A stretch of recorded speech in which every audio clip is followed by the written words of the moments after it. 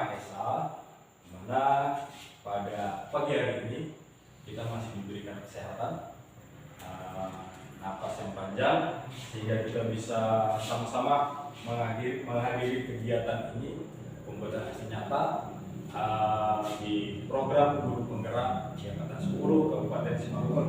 Saya ucapkan terima kasih kepada Bapak Ibu semua, khususnya yang berada di SD Negeri 09 40 99 Sirubudu B, Kecamatan Dolok Pardamea, Kabupaten Simalungun, yang sudah kiranya menghadiri undangan saya untuk mengikuti acara seminar tentang diseminasi menyebarkan pemahaman dan penerapan pengamalan budaya positif yang telah kami dapatkan pembelajaran ini di program Guru Penggerak beberapa waktu yang lalu, kurang lebih 2 bulan kami mendapatkan pembelajaran ini.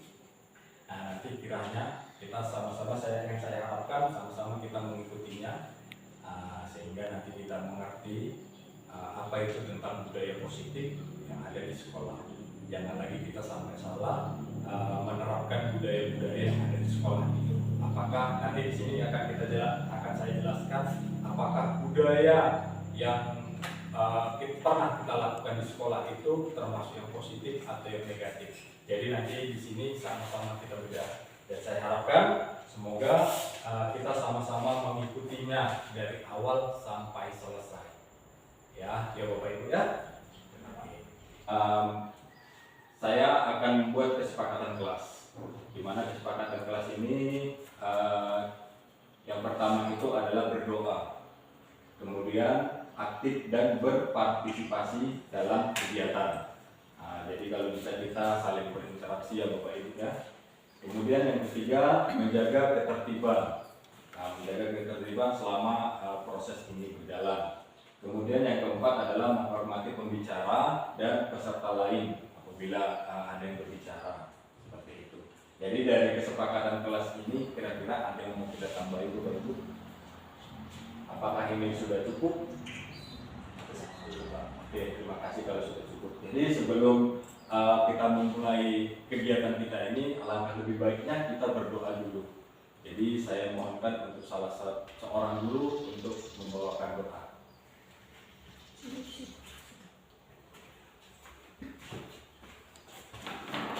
Baik, kita berdoa menurut agama masing-masing. Izinkan saya membawa dalam agama Kristen.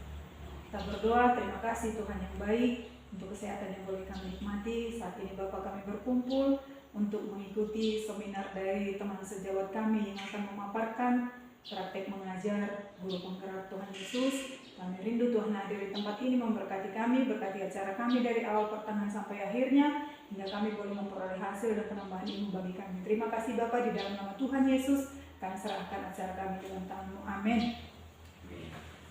Terima kasih kepada Ibu Simalungun yang telah bersedia untuk memimpin doa pembelajaran kita pada saat ini. Dan nanti sebelum acara kita selesai, kita akan berdoa kembali, dipimpin oleh salah seorang guru yang lain. Terima kasih. Kemudian kesepakatan kelas sudah kita buat. Setelah itu, sebelum kita masuk ke dalam materi, alangkah lebih baiknya kita melakukan ice breaking. Di sini kita akan melakukan ice breaking, yaitu sambung kata. Di mana tata caranya adalah peserta pertama itu menyiapkan 3 kata. Jadi nanti menyambung kata itu dari kata terakhir. Contohnya adalah saya menanam jagung. Jadi kata terakhirnya adalah jagung. Jadi peserta pertama itu melempar kepada peserta yang lain. Tapi kalau bisa acak. Jadi setelah itu nanti peserta yang lain itu menyambung dengan 3 kata juga. Dari kata jagung ditanam petani. Setelah begitulah selanjutnya. Oke, bisa mengikut Bapak Ibu? Bisa. Oke, jadi kita mulainya. Saya mulai dari saya. Saya mulai dari saya. Oke. Kata-kata dari saya adalah ibu memasak nasi. Saya lempar ke Ibu Simalungun. nasi goreng rasanya gurih, saya lempar ke Ibu Yuni.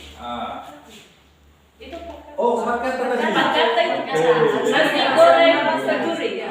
Jadi kita buat tiga Lain, kata. Pak. Ayo, nasi tiga kata. Nasi.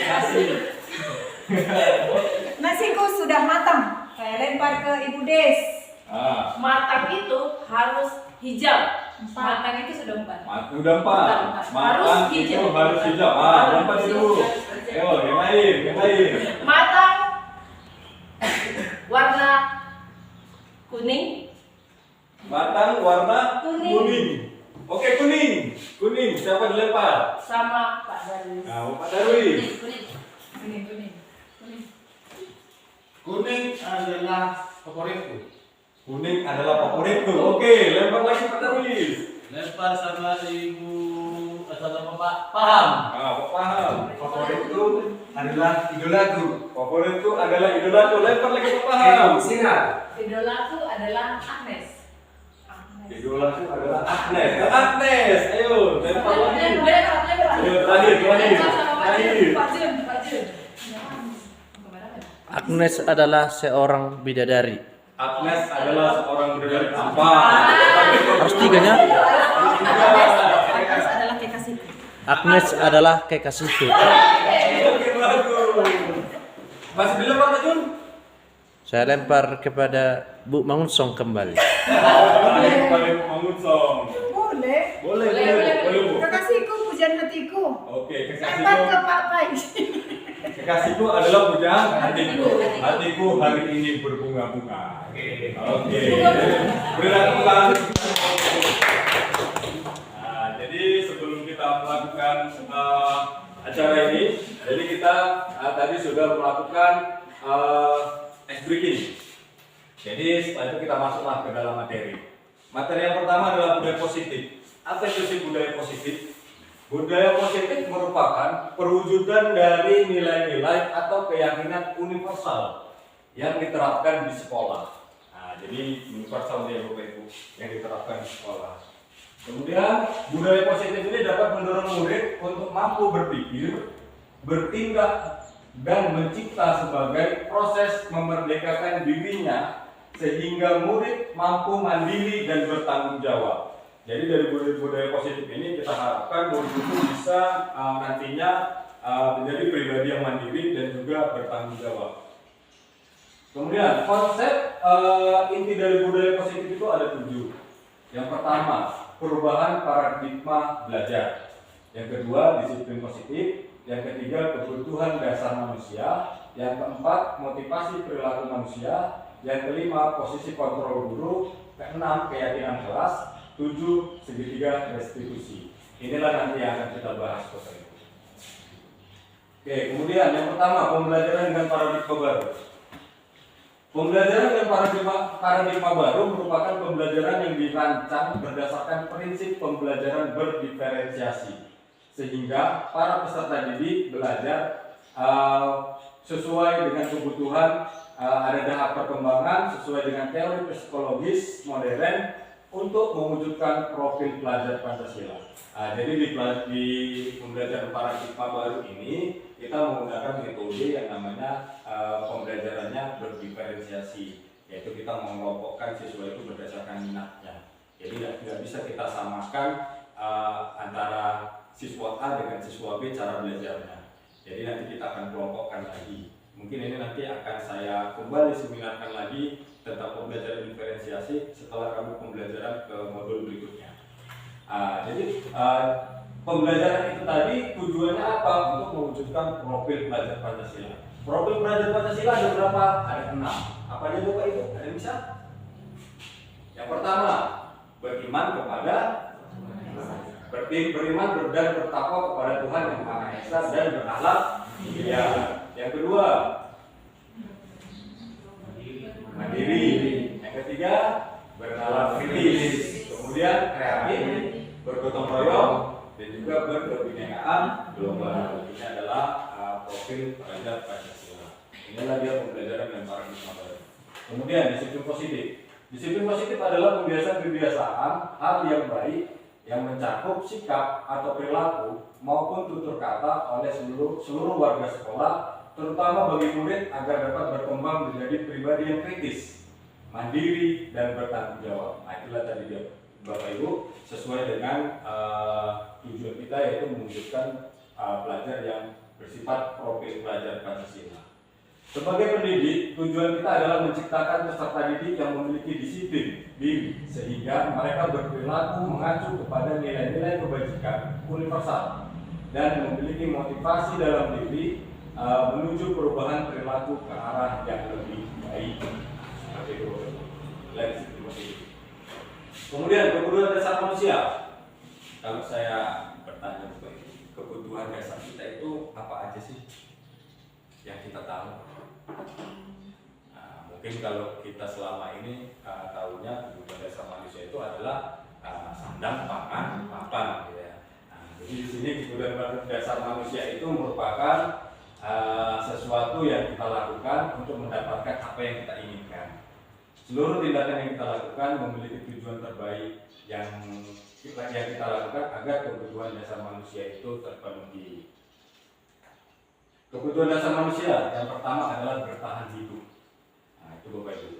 Bertahan hidup itu bisa dari makanan, kemudian pakaian, tempat tinggal, keamanan, dan kesehatan. Inilah yang mencakup dia bertahan hidup. Inilah dia kebutuhan dasar manusia yang pertama. Yang kedua, kasih sayang dan rasa diterima. Nah, jadi kan siswa itu pasti suatu saat ada perasaan ternyata guruku menyayangi aku, ya. Nah, seperti itu. Nah, jadi inilah kebutuhan dasar manusia itu. Itu maksudnya bagaimana Bu Ibu? Itu contohnya adalah rasa diterima, dipedulikan, berbagi, kerjasama, dan menjadi bagian dalam kelompok. Nah, inilah dia mengenai kasih sayang dan rasa diterima. Kemudian penguasaan, yang ketiga, penguasaan. Aspeknya apa aja Bapak Ibu? Ada harga diri, ada keinginan untuk dianggap memimpin, kemudian berprestasi, dan yang terakhir adalah diakui dan dihormati. Kemudian yang keempat adalah kebebasan. Kebebasan itu seperti mandiri, memiliki pilihan, mencoba hal yang baru, dan mampu mengendalikan arah dirinya. Kemudian yang kebutuhan dasar manusia yang kelima adalah kesenangan. Kesenangan itu contohnya adalah bermain, humor, antusias, dan tertawa. Seperti kita tadi kan sudah melakukan ice breaking, ada yang merasa tertawa, antusias. Nah, kita buat kalau ada tertawa berarti itu adalah ada humornya, itu adalah termasuk ke dalam kebutuhan dasar manusia. Kemudian yang keempat itu masih aspek positif. Yang keempat, motivasi perilaku manusia. Motivasi perilaku manusia itu ada 3, yaitu ada hukuman, ada konsekuensi, dan restitusi.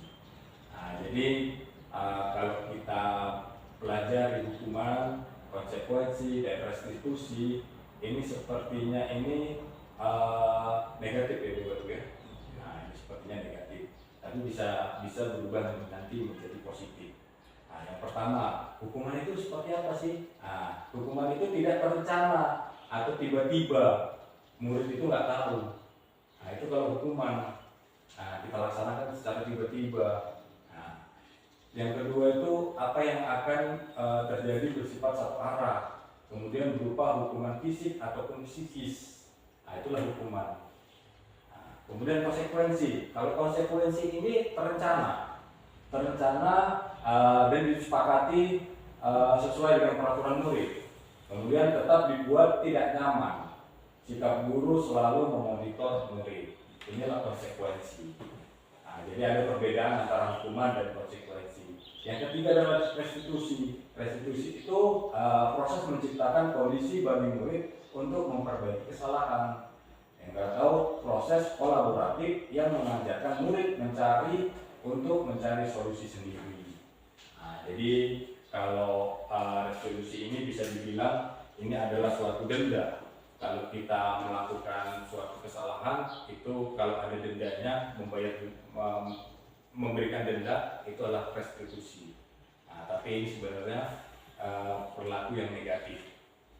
Apakah ini nanti boleh diberlakukan di sekolah? Itu nanti kita bahas lagi, Bapak Ibu. Kemudian posisi kontrol guru. Posisi kontrol guru itu ada 5.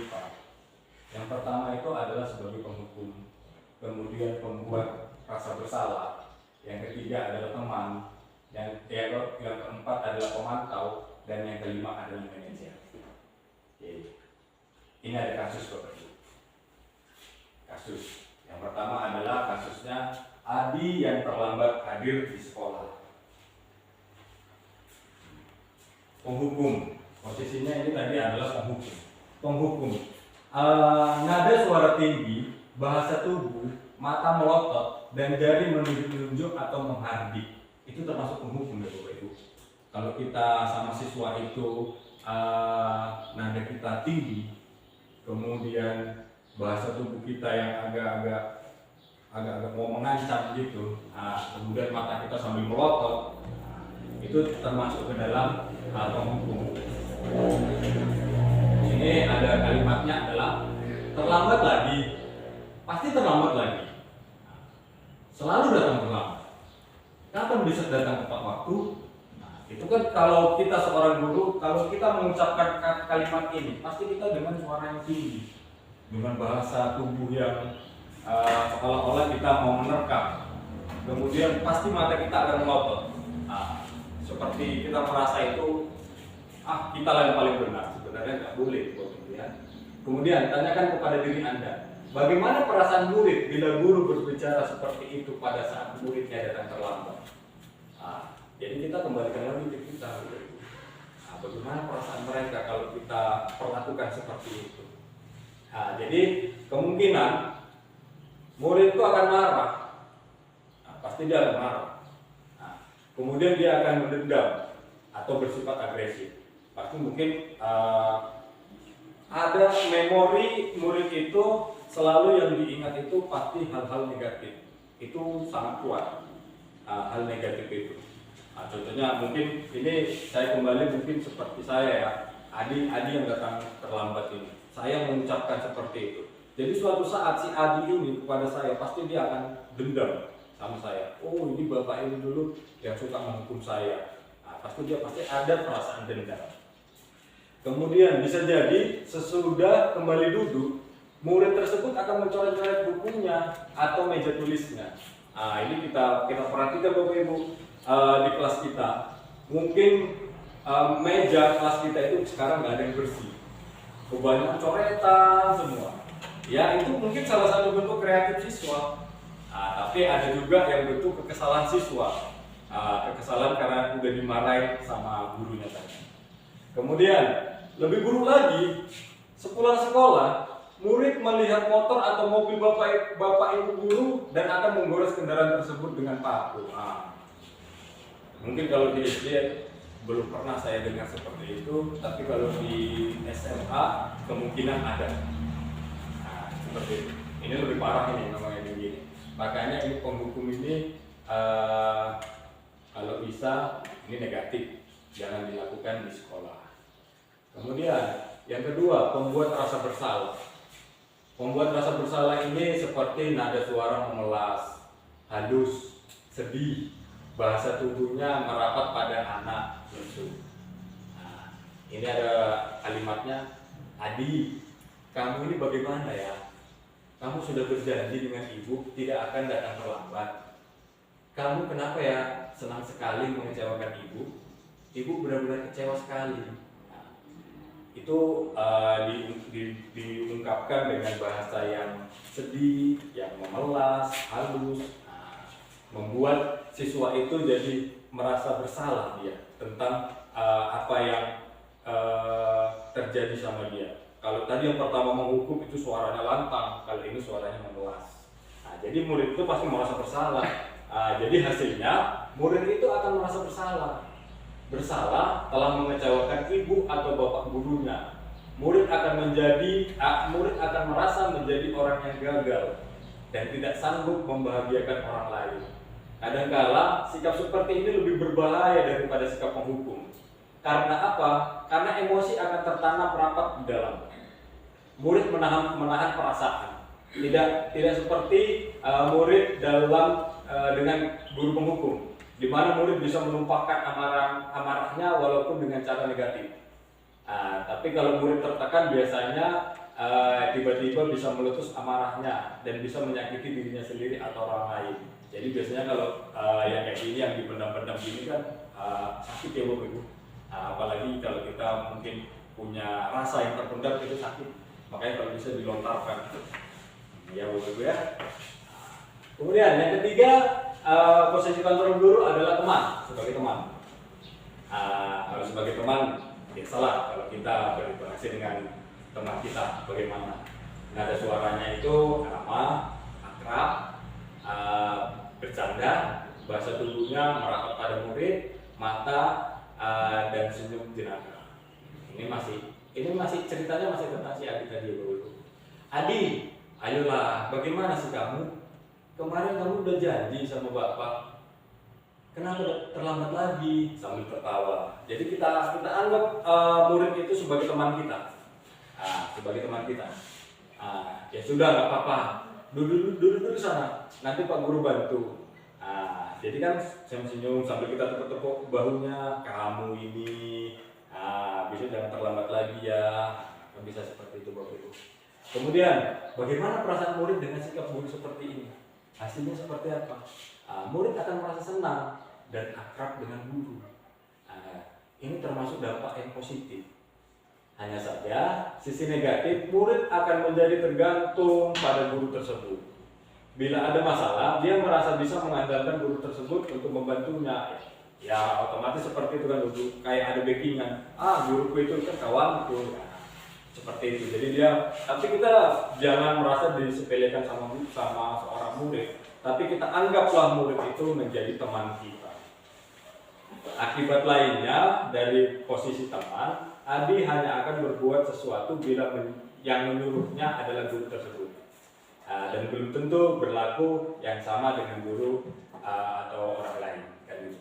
Jadi kalau udah seperti ini kasusnya, bisa jadi nanti murid itu akan tergantung sama kita aja. Oh itu kan temanku, udahlah kalau bapak itu yang nyuruh, ibu itu yang nyuruh, aku mau. Tapi guru yang lain, aku enggak, aku anggap itu gurumu. Biasanya itulah negatifnya bapak ibu.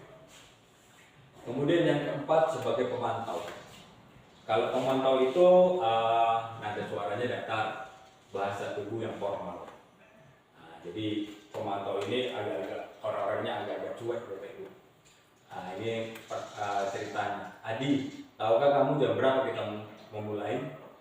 Jawaban Adi, tahu Pak. Guru, kamu terlambat 15 menit. Apakah kamu sudah mengerti konsekuensi yang harus dilakukan bila terlambat? Adi, paham Pak. Saya harus tinggal kelas pada jam istirahat nanti dan mengerjakan tugas ketertinggalan saya. Guru, ya benar. Nanti pada saat jam istirahat, kamu harus tinggal di kelas untuk menyelesaikan tugas yang tertinggal tadi. Saya tunggu. Jadi itu sebagai pemantau. Jadi kalau pemantau seperti itu. Hasilnya seperti apa murid ini? Hasilnya murid akan memahami konsekuensi yang harus dijalankan karena telah melanggar salah satu peraturan sekolah.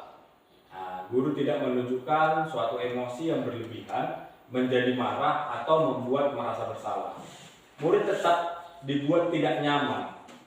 Tidak nyamannya di mana? Yaitu dengan harus tinggal di kelas pada waktu jam istirahat dan mengerjakan tugas. Padahal jam istirahat itu adalah jamnya anak-anak itu untuk merefreshkan otak setelah pembelajaran di kelas.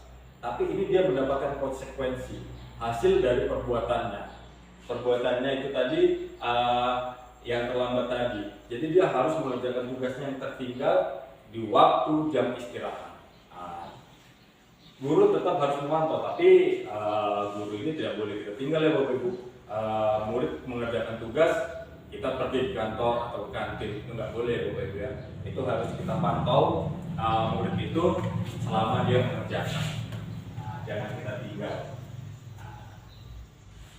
Nanti kalau kita tinggal, takutnya terjadi hal-hal yang nggak diinginkan. Dicoret-coretnya lagi nanti apa itu bukunya atau apanya digambar pula. Yang terakhir adalah sebagai posisi manajer. Kalau manajer itu nada suaranya tulus, bahasa tubuh tidak kaku, kemudian mendekat ke murid. Ini kata-katanya atau dialognya guru. Adi, apakah kamu mengetahui jam berapa sekolah dimulai? Adi, tahu Pak, jam 7. Guru, ya, jadi kamu terlambat. Kira-kira bagaimana kamu akan memperbaiki masalah ini? Adi, saya bisa menanyakan teman saya Pak untuk mengejar tugas yang tertinggal. Kemudian, guru, baik, itu bisa dilakukan. Apakah besok akan ada masalah untuk kamu agar bisa hadir tepat waktu ke sekolah? Adi, tidak Pak, saya bisa hadir tepat waktu. Guru, baik, saya hadir usahamu untuk memperbaiki diri. Bagaimana perasaan murid berkali-kali seperti ini? Hasilnya adalah posisi manajer ini suara guru sebaiknya tulus, tidak perlu marah, tidak perlu meninggikan suara, apalagi menunjuk-nunjuk jari ke murid. Nah, ini yang Mbak Murid tadi berkacat pinggang, berkacat pinggang yang murid merasa tentengan apa garong, itu nggak boleh ya. Kemudian bersikap seolah-olah menyesal, nggak boleh, tampak sedih sekali akan perbuatan murid ataupun bersenda gurau menempatkan diri sebagai teman murid, nggak boleh. Ini posisi manajer ini guru harus sebaiknya tulus. Kemudian fokusnya ada pada murid, bukan untuk membahagiakan guru atau orang tua.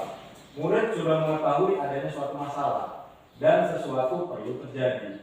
Bila guru mengambil posisi pemantau, guru akan melihat apa konsekuensinya, apa peraturannya. Namun pada posisi manajer, guru akan mengembalikan tanggung jawab pada murid untuk mencari jalan keluar permasalahannya, tentu dengan bimbingan guru.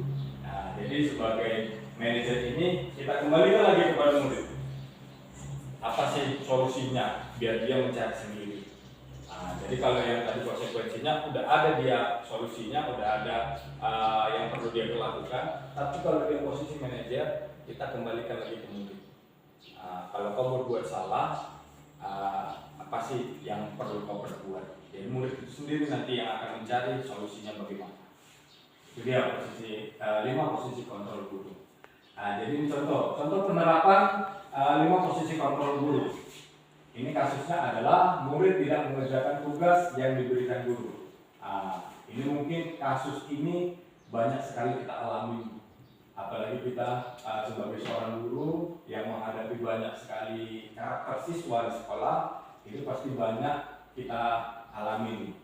Yang pertama, ini kalau kita sebagai penghukum berdiri dengan sebelah kaki di depan kelas. Biasanya seperti itu. Ini kalau di zaman-zaman kita dulu sekolah seperti ini. Kemudian kalau merasa bersalah, kesekian kali sudah Bapak ingatkan, kamu senang ya melihat Bapak terus-terusan bertindak seperti ini. Ini merasa kekesalan oleh gurunya mengungkapkan. Kemudian sebagai teman, ayo dong kamu kerjakan tugasnya. Nanti kalau sudah selesai kita main games. Jadi kan kita mengacu seperti teman. Itu kalau dia posisinya sebagai teman. Kalau posisinya sebagai pemantau, kamu sudah melakukan kesalahan dan kamu sudah mengetahui konsekuensinya. Sekarang selesaikan dan segera kumpulkan. Jadi sudah ada konsekuensinya. Itu kalau dia sebagai pemantau. Dan yang terakhir sebagai manajer.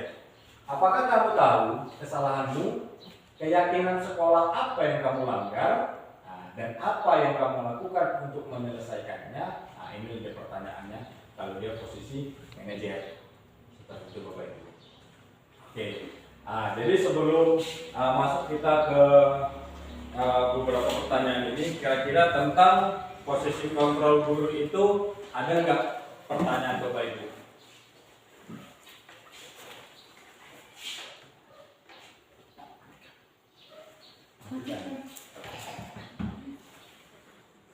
Tiga. Oke Bapak Ibu, setelah kita mendengar pemaparan tentang 5 posisi kontrol guru, kira-kira ada pertanyaan nggak Bapak Ibu? Oke, silakan Ibu Sri Wayu. Baik, terima kasih untuk waktu yang diberikan kepada saya. Dari pemaparan Bapak tadi tentang motivasi perilaku manusia, saya mendengarkan pemaparan Bapak tentang adanya, saya langsung tertuju ke hukuman. Nah, di mana pertanyaan saya itu, apakah hukuman itu dapat diterapkan di sekolah? Sekian, terima kasih. Terima kasih kepada Ibu yang telah memberikan pertanyaannya.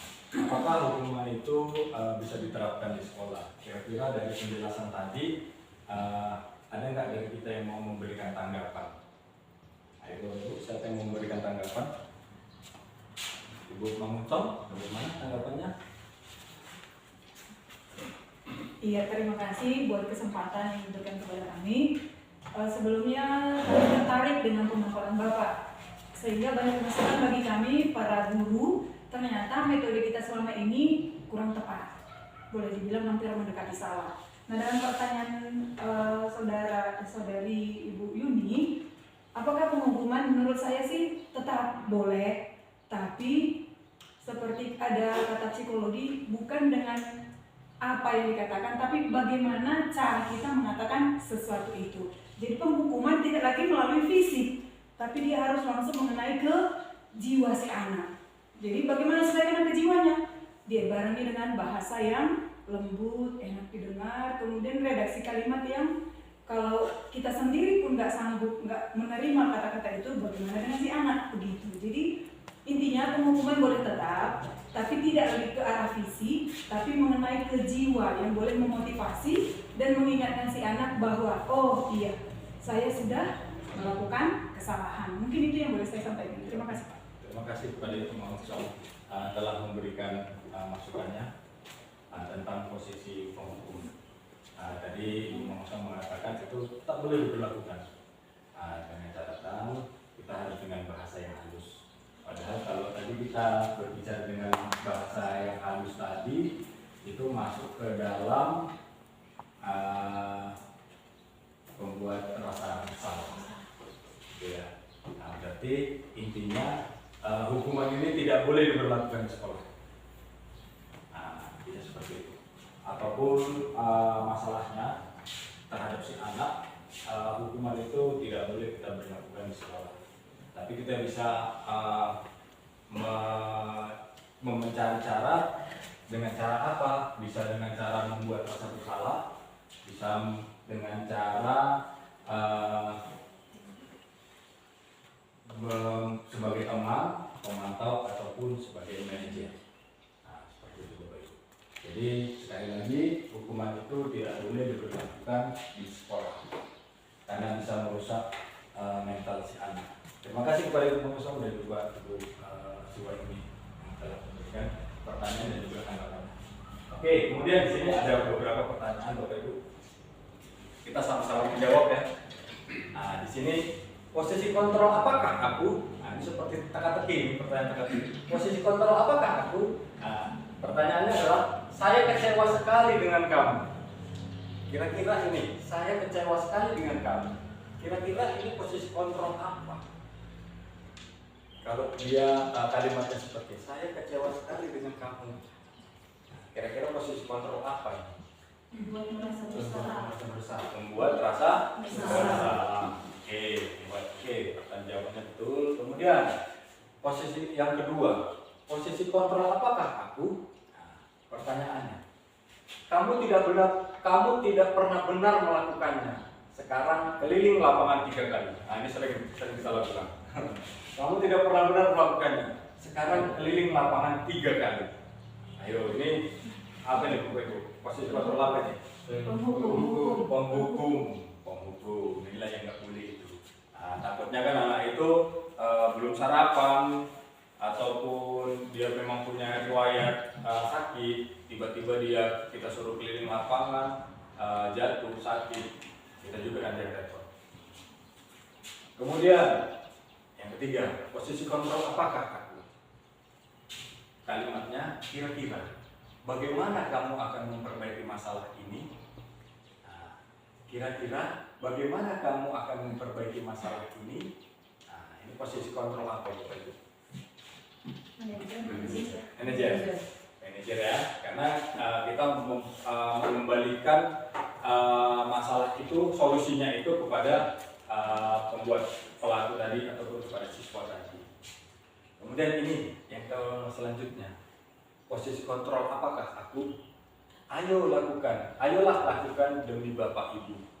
Ayolah lakukan demi Bapak Ibu. Kira-kira ini posisi kontrol apa itu? Ayo lakukan demi Bapak Ibu. Teman. Oke, berarti ini masuk teman. Karena kita memposisikan anak itu tadi atau yang membuat bersalah tadi sebagai teman kita. Kemudian ini lagi, posisi kontrol apakah aku? Kamu terlambat 15 menit. Apakah kamu sudah mengerti konsekuensi yang dilakukan bila terlambat? Kamu terlambat 15 menit. Apakah kamu sudah mengerti konsekuensi yang dilakukan bila terlambat? Kira-kira apa? Teman. Pemantau. Oke, pemantau. Oke, silakan. Itulah jadi tentang posisi kontrol guru. Oke, selanjutnya pembahasan kita adalah tentang keyakinan kelas. Keyakinan kelas itu apa? Keyakinan kelas merupakan kesepakatan kelas yang diyakini bersama guru dan murid dengan harapan dapat meningkatkan kedisiplinan murid. Jadi kita harus membuat keyakinan kelas. Ini semacam kesepakatan kelas yang telah disepakati bersama oleh guru dan juga siswa. Tapi ini untuk meningkatkan kedisiplinan murid, tidak sampai dia memberatkan siswa itu. Yang negatifnya contohnya adalah dengan membuat denda di kelas, itu adalah hal yang negatif. Jadi kalau keyakinan kelas seperti itu, kesepakatan seperti itu, kalau bisa kita hindari. Keyakinan kelas berupa pernyataan universal, dibuat dalam bentuk positif dan bersifat abstrak. Keyakinan kelas hendaknya tidak terlalu banyak sehingga mudah diingat dan dipahami. Semua warga kelas ikut berkontribusi dalam pembuatan keyakinan kelas lewat kegiatan mengutarakan pendapat. Seperti itu Bapak Ibu. Jadi ini keyakinan kelas. Setiap anggota kelas perlu yang pertama belajar, itu harus senang, melakukan tugas, saling menghargai dan merasa aman. Kemudian selalu bersikap positif, dan seterusnya. Kemudian hormat dan juga bekerja. Ini adalah contoh dari keyakinan kelas. Kemudian ini pembahasan yang terakhir yaitu tentang segitiga restitusi. Namanya aja sudah segitiga ya Bapak Ibu ya, sudah segitiga. Berarti yang dibahas ini adalah tentang 3 tindakan segitiga restitusi. Yang pertama itu tindakannya adalah menstabilkan identitas. Yang kedua adalah validasi tindakan yang salah. Dan yang ketiga adalah menanyakan keyakinan. Inilah indikator dari segitiga restitusi. Oke, segitiga restitusi itu apa? Segitiga restitusi adalah suatu proses dialog yang dijalankan guru atau orang tua agar dapat menghasilkan murid yang mandiri dan bertanggung jawab. Jadi murid itu menjadi mandiri dan tanggung jawab setelah kita melakukan yang namanya tadi praktek segitiga restitusi. Segitiga restitusi membantu murid memiliki tujuan, disiplin positif, dan memperbaiki dirinya setelah berbuat salah. Restitusi ini bukan untuk menebus kesalahan, namun untuk belajar dari kesalahan. Jadi kalau restitusi itu bukan harus kita berikan imbalan, tapi dia harus bisa belajar dari kesalahannya. Kemudian yang pertama, menstabilkan identitas seperti apa? Yang pertama itu berbuat salah itu manusiawi. Tidak ada manusia yang sempurna. Bapak Ibu juga pernah melakukan kesalahan seperti itu. Bapak Ibu tidak tertarik mencari siapa yang salah, tapi Bapak Ibu ingin mencari solusi dari permasalahan ini. Jadi menstabilkan identitas. Menstabilkan identitas itu kita tanya dulu permasalahannya. Permasalahannya kita tanya apa sih? Kenapa sih kok bisa dia melakukan kesalahan itu? Apa penyebabnya? Yang kedua, validasi tindakan yang salah. Validasi tindakan yang salah itu kamu pasti punya alasan mengapa melakukan hal itu. Contohnya, Jadi kalau ada anak yang datang terlambat tadi, kita tanya, kamu pasti punya alasan mengapa kamu datang terlambat. Itu kita nanyakan lagi, memvalidkan tindakan yang salah itu. Kemudian padahal kamu bisa melakukan yang lebih buruk dari ini ya. Itu juga termasuk ke dalam validasi tindakan yang salah. Nanti pasti anak itu menjawab dengan jawabannya, oh tidak Pak. Jadi kita validkan, oh berarti kalau enggak, berarti ini memang benar-benar bisa kita perbaiki anak ini. Kemudian kamu patut bangga pada dirimu sendiri karena kamu telah melindungi sesuatu yang penting buatmu. Jadi yang validasi tindakan yang salah. Kemudian menanyakan keyakinan. Menanyakan keyakinan ini, apa keyakinan kelas kita? Itu contohnya, apa keyakinan kelas kita? Jadi keyakinan kelas kita itu apa? Nanti pasti anak-anak itu akan menjawab. Kemudian nilai apa yang kita sepakati? Kemudian seperti apa gambaran kelas yang ideal menurut kamu? Itu juga menanyakan keyakinan. Kemudian kamu mau jadi orang seperti apa? Itu juga termasuk ke dalam menanyakan keyakinan kelas. Seperti itu Bapak Ibu.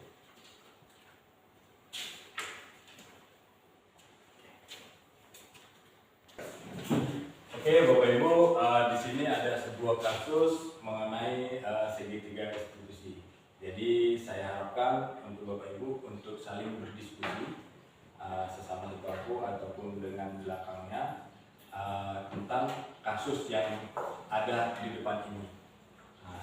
Jadi Bapak Ibu coba kita saling berdiskusi nanti ya, tentang kasus ini. Jadi saya harapkan coba satu orang dulu untuk membacakan kasus ini. Saya minta kepada Ibu Sanu.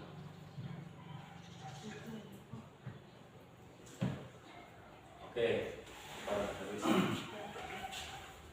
Sabrina hari itu bangun terlambat dan terburu-buru sampai di sekolah.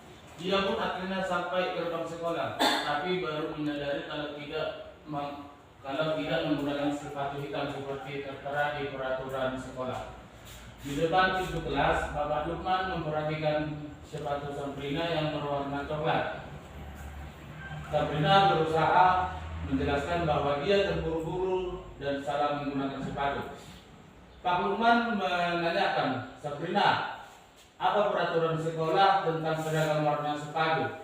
Sabrina menjawab, sudah mengetahui sepatu harus berwarna hitam, namun terburu-buru dan salah mengenakan sepatu. Selain tidak mungkin kembali pulang karena rumahnya jauh sekali, Pak Lukman tetap bersikeras pada peraturan yang berlaku dan mengatakan, ya sudah, kamu sudah melanggar peraturan sekolah. Kamu salah, sudah terlambat. Salah pula warna sepatunya. Segera buka sepatumu, kalau tidak bisa mengenakan warna sepatu sesuai peraturan. Sabrina meminta maaf dan memohon kembali kepada Pak Lukman agar tetap dapat mengenakan sepatunya dan berjanji tidak akan mengulang kesalahannya. Namun Pak Lukman tidak mau tahu.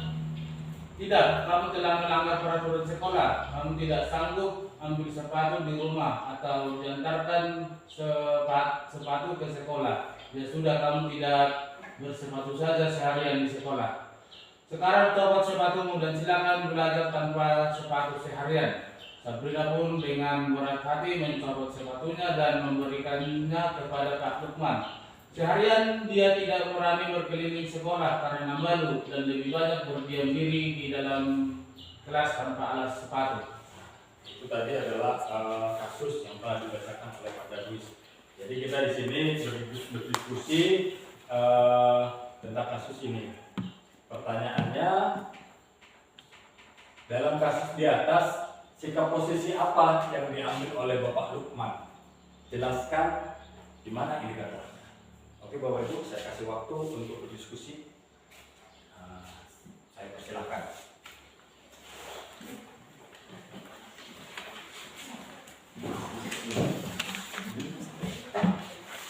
Sesuai dengan kasus yang di atas tadi ya Bapak Ibu.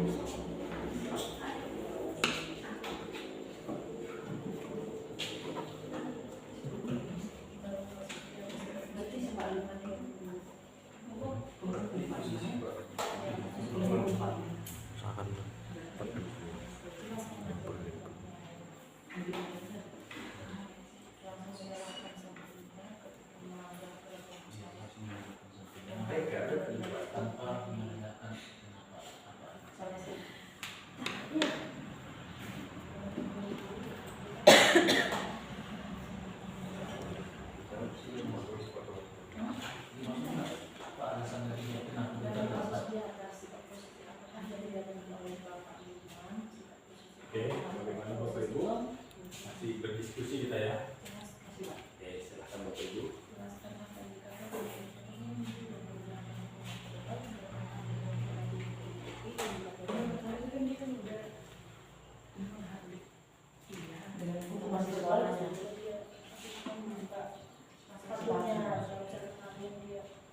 Dan soal yang kedua, dalam kasus di atas, sikap posisi apakah yang diambil oleh Bapak Lukman?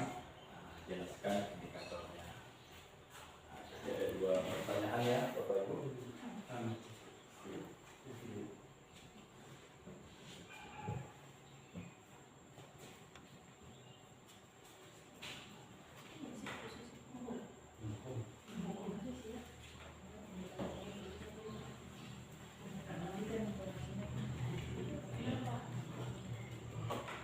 Pak, boleh buka lagi sebenarnya, Pak? Kasusnya ya. Iya.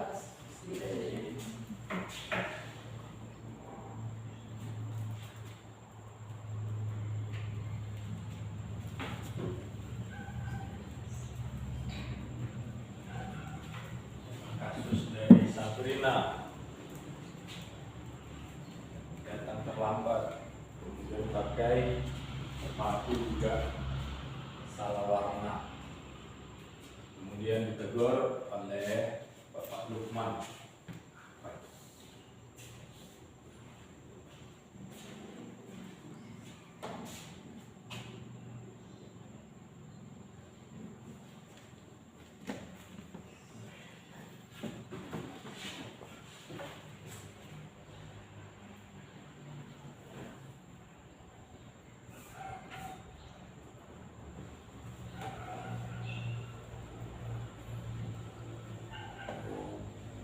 Oke, Bapak Ibu udah selesai ya?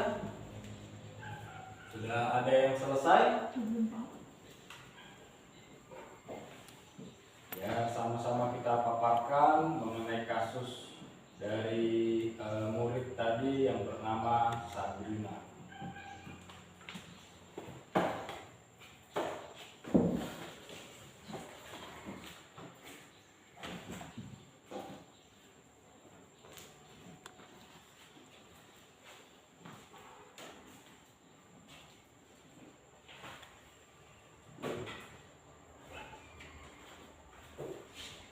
Oke, ya Bapak Ibu, ada yang bisa memaparkan soal yang pertama.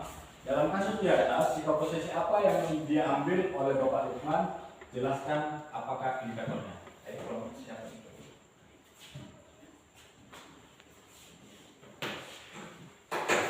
Oke, silakan. Baik, Pak. Baik, terima kasih. Kami akan mencoba menjawab dalam kasus di atas sikap posisi apakah yang diambil oleh Bapak Lukman, jelaskan apakah indikatornya. Jadi sikap posisi yang diambil dari kasus tersebut yang diambil oleh Bapak Lukman yaitu posisi penghukum, di mana Pak Lukman langsung menyalahkan Sabrina ketika melanggar peraturan kelas, menghardik dengan nada suara tinggi. Yang menjadi indikatornya yaitu satu, menggunakan hukuman verbal dan menghardik dengan suara tinggi. Itu menurut kelompok dari kami. Terima kasih. Oke, bagaimana kelompok sebelah? Apakah sepakat? Oke, sepakat. Berarti Pak Lukman itu menggunakan indikator sebagai penghukum. Posisi kontrolnya adalah sebagai penghukum. Seperti itu ya. Nah, kemudian pertanyaan yang kedua. Tadi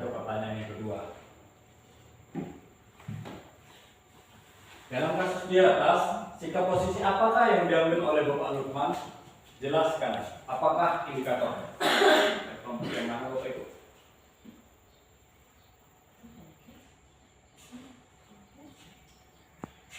Ya, ada?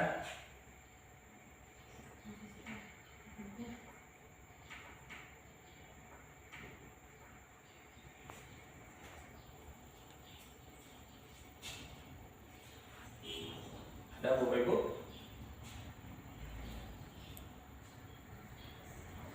Nah, jadi sama-sama kita bahas ya di kasus yang kedua, di pertanyaan kedua ini. Ya, kasus di atas, sikap posisi apakah yang diambil oleh Bapak Lukman? Jelaskan apakah indikatornya. Jadi di sini kita menggunakan segitiga restitusi.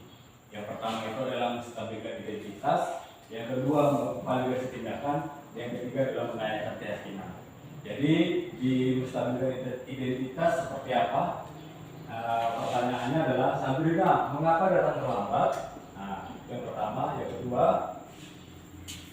pertanyaan yang kedua untuk kasus si Sabrina adalah mengapa tidak menggunakan sepatu sesuai dengan aturan sekolah? Nah, seperti itu. Kemudian di pertanyaan di validasi tindakan. Tiga. Di validasi tindakan, Sabrina, kamu tentu punya alasan mengapa tidak menggunakan sepatu hitam. Nah, jadi kita menanyakan, tidak untuk memvalidkan tindakannya. Kemudian sampai kamu terburu-buru hingga terlambat ke sekolah. Nah, itulah dia validasi tindakannya. Kemudian kita menanyakan keyakinan kepada Sabrina. Sabrina, kamu tahu keyakinan sekolah yang kita sepakati. Apakah kamu keyakinan sekolah apa yang telah kamu langgar? Nah, itu. Kemudian apakah kamu bersedia memperbaiki kesalahan ini? Nah, inilah tentang kasus yang sama-sama kita terangkan. Nah, jadi sebelum mengakhiri pembelajaran ini, kita melakukan tanya jawab dulu. Nah, jadi apabila ada yang bertanya, saya persilahkan. Oke, silakan. Baik, terima kasih atas waktu yang diberikan kepada saya. Pertanyaan saya dari tentang materi segitiga restitusi. Ya. Yang agak ribet ya Bu bacanya.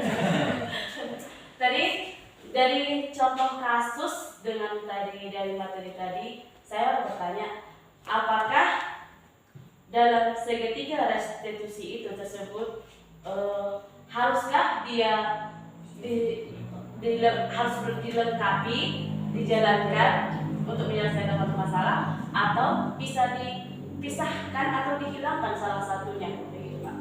Oke, terima kasih atas pertanyaannya. Langsung saya jawab ya Bapak Ibu ya.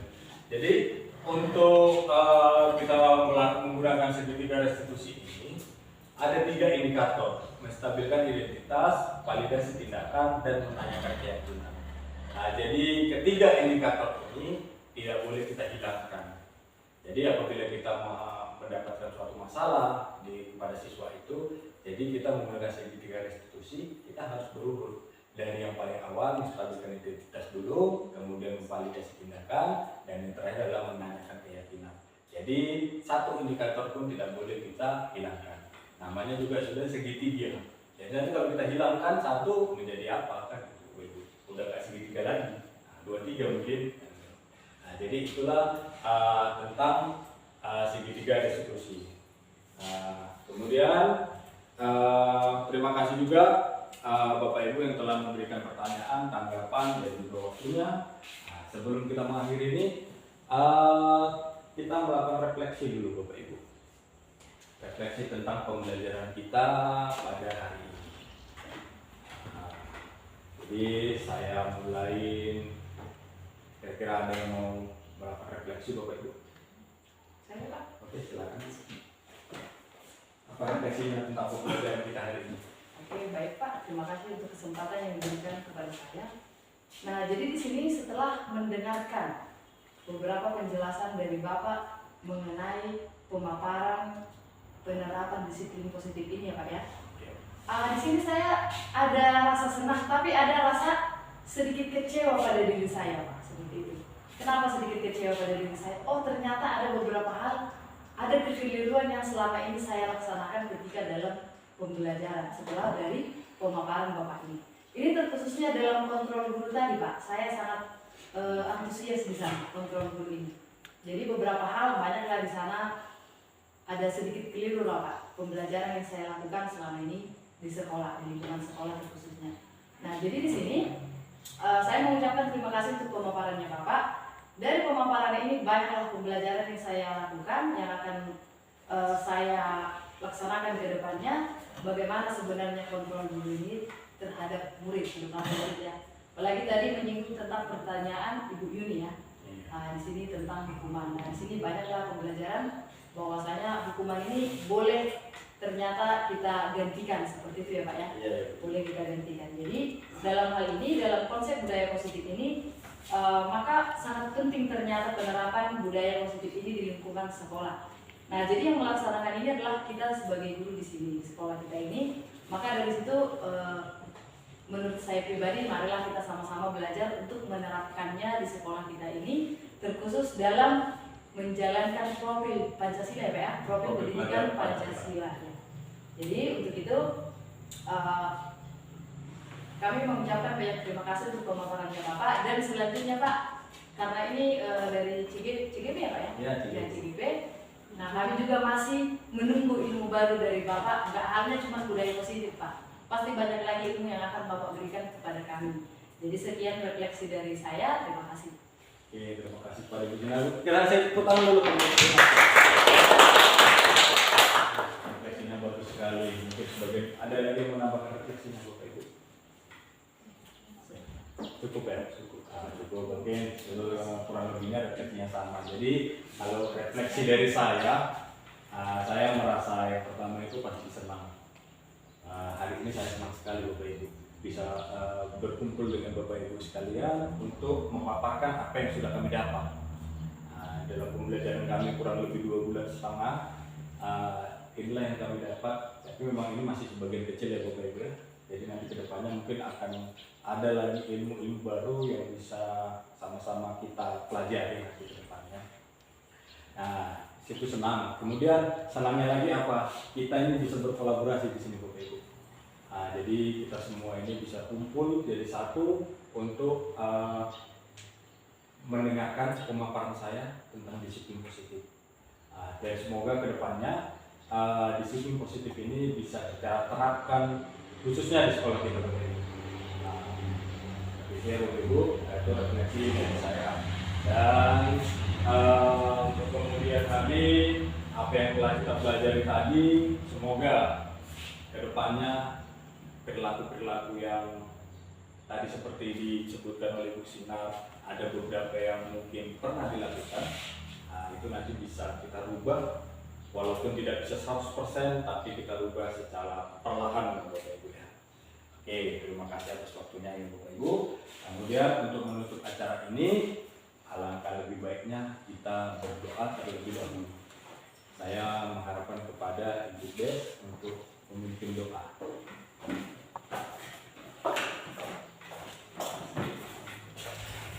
Mari kita berdoa. Allah Bapa kami yang bertahta di dalam kerajaan surga, kembali kami mengucap syukur Tuhan atas nafas kehidupan dan kesempatan yang diberikan kepada kami. Tuhan Yesus, kami telah selesai mendengarkan pemaparan tentang budaya positif yang akan kami lakukan di dalam kehidupan kami di sekolah kami. Tuhan, semoga apa yang kami dengarkan dapat kami terapkan di dalam kehidupan kami. Tuhan Yesus, banyak dosa yang kami perbuat, hapuskanlah itu Bapa. Allah tidak terhalang kasih anugerah yang kau berikan kepada kami pribadi lepas pribadi. Di dalam nama anak Tuhan Yesus Kristus kami berdoa mengucap syukur kepadamu. Amin.